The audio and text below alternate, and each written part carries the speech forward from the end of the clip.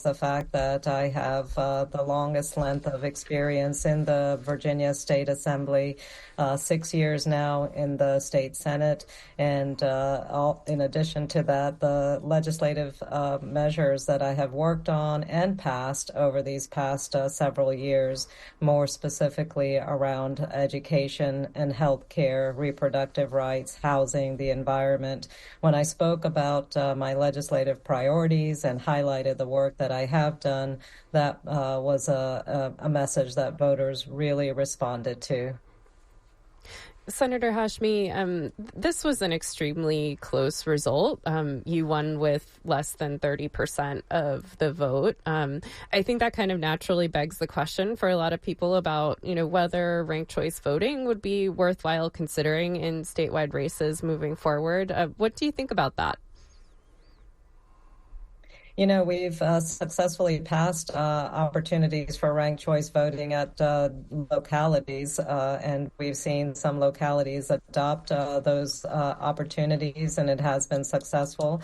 I think there is a positive benefit, especially when you have complex races with many candidates, to do RCV so that there's more opportunity for voters to be able to express their preferences. With that said, I think the result would have been same. I was able to make connections all across Virginia, and you saw some of the results in the voting results, especially in Southwest rural counties.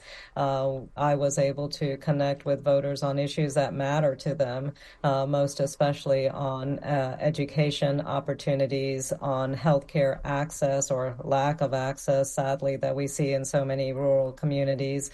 I also had a huge turnout and support in Central Virginia, and I think the results would have, at the end of the day, been the same. But RCV certainly gives opportunities for voters to be able to express their preferences in an effective manner.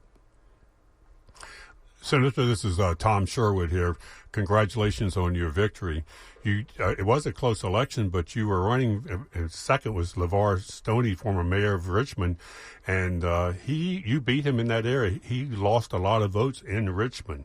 I'd like for you to comment on that, but also, this is an election, a rare election, in which the statewide candidates for the Democratic Party, governor, lieutenant governor, attorney general, there is no Northern Virginia candidate.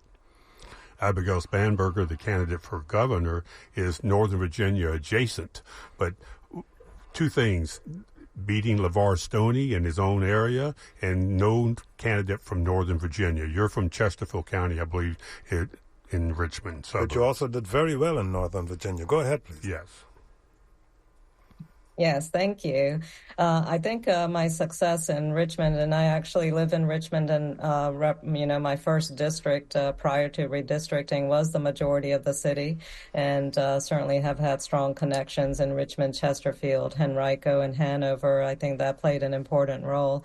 But I spent almost 20 years in the community college system teaching American literature, and so the students that I had in my classroom were community members. They represented the full spectrum of Central Virginia's communities with all of its diversity. And those were considerably strong relationships that I had the opportunity to build living here with my family for over 3 decades.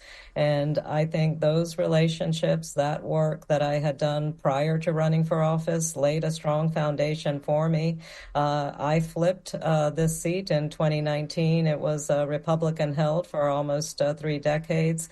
And again, I was able to flip the seat from red to blue based on those relationships and the coalitions that I had established.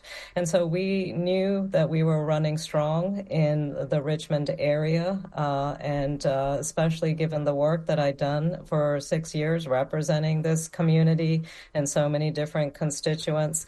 All of that played a very important role in the strong voter turnout that we saw and the tremendous support the enthusiastic support that I saw consistently during this election period. You're right. We don't have representation from Northern Virginia in that classic sense. But, one of my good colleagues says makes an important point that Richmond may be my district, but Virginia is my home. And I think that is exactly true for all three of us who are now on the ticket.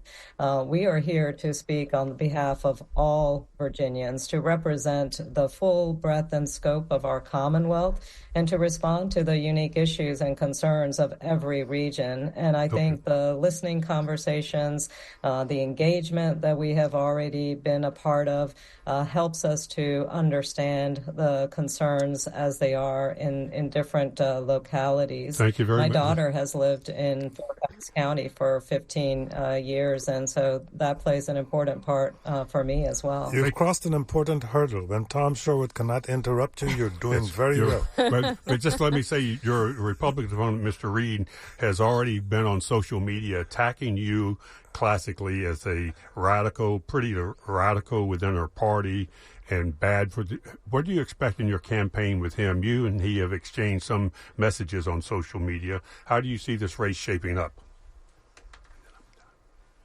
Yeah, I think we've seen that a lot from the other side, and I'm not going to get into Mr. Reed's misleading attacks on me. He's just trying to hide the fact that he is actually in favor of stripping Virginians of their health care and Medicaid, that he has aligned himself fully to the Trump agenda. He's ready to ban abortion here in Virginia. He's actually supported Donald Trump's drastic federal job cuts, which are having a devastating impact on Virginians. And he wants to cut funding for our public schools. This is not the values of the Virginians I've been talking to. The folks I talk to really want to see government working for them, supporting their public education, ensuring that they have access to quality health care, and making sure that we are actually protecting our infrastructure and economic opportunities that we have here. I'm ready to work on the issues that really matter. Abula in Maryland has a question on party affiliation. Abula, you're on the air. Go ahead, please. Hi, I wanted to call to ask about party affiliation and how you navigate your candidacy in today's political climate. So how do you stick to one side of the Democratic ideas and maybe let go of some others, compromise where you can, and how you go about that today? I think the fact that I was an educator for all of my professional career for 30 years gave me a broad perspective on the issues. And so when I approach the issues that I'm focused on, for me, it's never red or blue. It really is on the impact that those policy decisions are going to have on families and the communities that I represent. And so when we're talking about funding education, we're talking about educational opportunities for every child in Virginia. When we're looking at the healthcare deserts that we have in our rural communities, those are opportunities for us to improve the structures that we have, make sure that people have access to the resources that they need, and continue to prioritize all these critical needs that so many of our communities are asking us to work on. Yeah, Senator Hashmi, we had a big ruling from the Supreme Court this week on care for transgender children. This is an issue that your opponent, John Reed, has said he's a particularly effective messenger on because he is gay. What is your position on the ruling, and what comments would you make there? So, we have a constitutional amendment in front of us that would protect the right to marry who you love. And it is very ironic that Mr. Reed has already stated that he would not support that constitutional amendment. So I see myself fighting for his rights, even though he has abdicated any responsibility in supporting the critical and essential rights of all Virginians in this regard. I'm going to fight hard for his rights, whether or not he is willing to stand up. When we're taking a look at that Supreme Court ruling, we're going to have to see how it impacts our communities. And Virginia Code has already spelled out the medical scope and responsibilities and the legal structures that we have here. And that is something that we're going to have to assess in light of the recent ruling from the Supreme